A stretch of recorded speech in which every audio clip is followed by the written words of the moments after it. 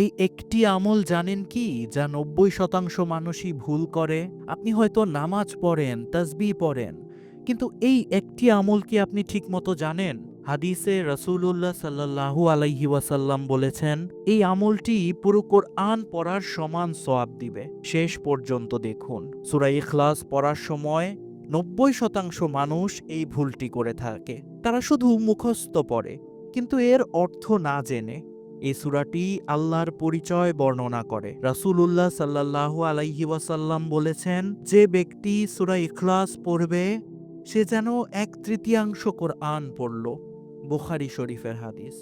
কিন্তু শর্ত হলো অর্থ বুঝে পড়তে হবে, বিশ্বাস করতে হবে এতে বর্ণিত আল্লাহর গুণাবলী, এবং রাতে ঘুমানোর আগে 3 বার পড়লে সারা রাতের হিফাজত হয়। এই ভিডিওটি শেয়ার করে অন্যকেও সচেতন করুন। কমেন্টে লিখুন, আপনি কি আগে এই আমলটি জানতেন?